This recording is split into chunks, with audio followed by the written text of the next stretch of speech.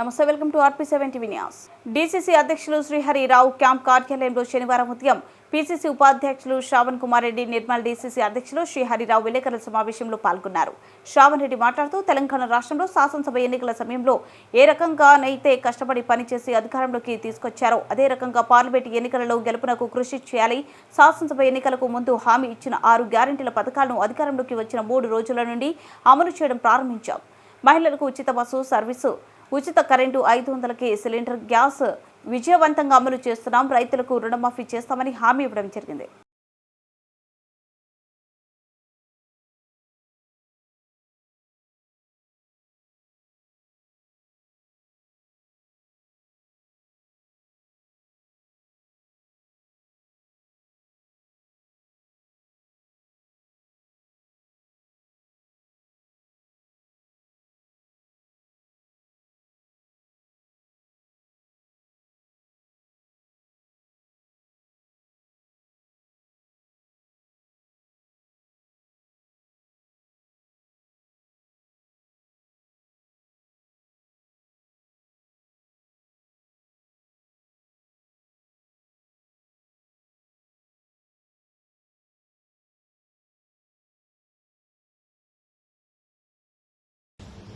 ముందున్న పార్లమెంట్ ఎన్నికల సందర్భంగా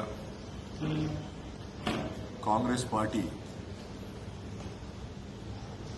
ఒక బ్రహ్మాండమైన మేనిఫెస్టో విడుదల చేసుకొని దేశవ్యాప్తంగా ఎట్లయితే రాష్ట్రంలో కాంగ్రెస్ విజయవంతంగా అధికారానికి వచ్చిందో దేశవ్యాప్తంగా కూడా ఇండియా అలయన్స్ ప్రముఖంగా కాంగ్రెస్ పార్టీ అధికారం రావాలని అందరం కూడా కృషి చేయడం జరుగుతూ ఉంది. మేమిచ్చిన వాగ్దానాలు ఏవైతే గతంలో గవర్నమెంట్ రాకన్నా ముందు మన రాష్ట్ర ప్రభుత్వం మేము ఏమేమైతే హామీలు ఇచ్చినామో అవి కంటిన్యూస్గా అధికారంలో వచ్చిన 3వ రోజు నుంచే మేము అవన్నీ కూడా అనుకూలం చూసుకొని దాని అవన్నీ కూడా విడుదల చేయడం జరుగుతూ ఉంది. ఉచితంగా మహిళలకి బస్ ప్రయాణము రాష్ట్రంలో ఎక్కడి నుంచి ఏ కోనా నుంచి ఏ మూల నుంచి ఏ మూలకైనా కూడా, అదేవిధంగా 200 యూనిట్లు మేమేమైతే ఫ్రీ కరెంట్ అని చెప్పి పేదలకు మేమైతే వాగ్దానం ఇచ్చినామో దాన్నంతా కూడా గృహ అవసరాలకు, అది డొమెస్టిక్ అవసరాలకు, గృహ అవసరాలకు అవన్నీ కూడా మేము ఇవాళ విడుదల చేసినాము.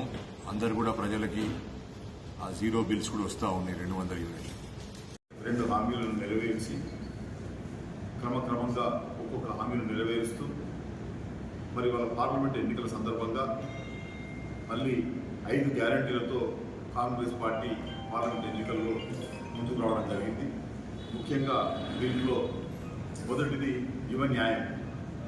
ఎవరైతే యువకులు తమ చదువు పూర్తి చేసుకోగానే తమకు నైపుణ్య శిక్షణ కోసం వాళ్లకు 1 సంవత్సరానికి ₹1,00,000 చొప్పున ప్రభుత్వం వాళ్లకు సమకూర్చి వాళ్లకు స్కిల్ డెవలప్మెంట్ కోసం వాళ్ళకు ట్రైనింగ్ ఇవ్వడం జరుగుతుంది.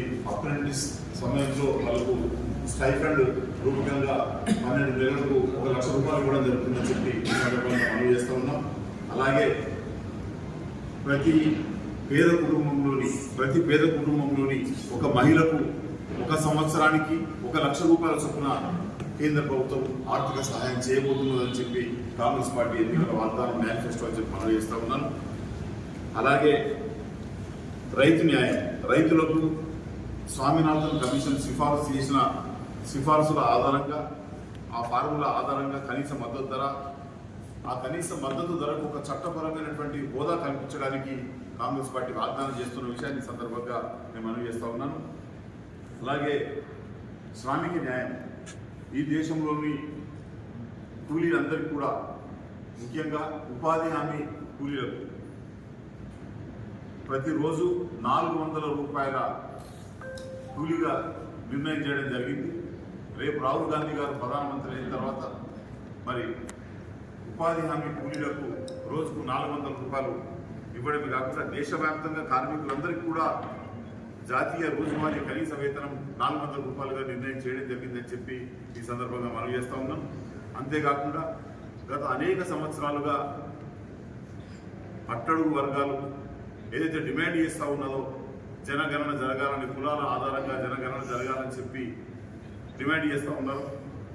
ఈ మధ్యనే రాష్ట్ర శాసనసభలో రాష్ట్ర ముఖ్యమంత్రి రేవంత్ రెడ్డి గారు మరి కుల గణన కోసం తీర్మానం చేయడం జరిగిందో అదే పద్ధతిలో జాతీయ వ్యాప్తంగా ప్రతి వ్యక్తి, ప్రతి వర్గం యొక్క సామాజిక మరియు ఆర్థిక సమానత్వం కోసం కుల గణన సామాజిక న్యాయపరంగా చేయడానికి కాంగ్రెస్ పార్టీ ఎన్నికల వాగ్దానంగా ప్రకటించిందన్న విషయాన్ని ఈ సందర్భంగా మనవి చేస్తూ, మరి ఇవన్నీ అమలు జరగాలంటే రాబోయే ఎన్నికల్లో మంచి పోరాట తత్వం కలిగినటువంటి ఒక పేదింటి బిడ్డ అన్నగారు చెప్పినట్టు ఇందిరమ్మ ఇంటి నుంచి మరి ఆమె ప్రస్థానం ప్రారంభించినటువంటి ఆత్రం సుగుణ గారికి పెద్ద ఎత్తున జిల్లా ప్రజలు ఓటేసి ఈ దేశ ప్రధానిగా రాహుల్ గాంధీ గారి కావడంలో మరి జిల్లా ప్రజల భాగస్వామ్యం ఉండే విధంగా పెద్ద మెజార్టీతో ఆత్రం సుగుణ గారిని కాంగ్రెస్ పార్టీ అభ్యర్థిని గెలిపించాలని చెప్పి ప్రజలకు అప్పీల్ చేస్తాం.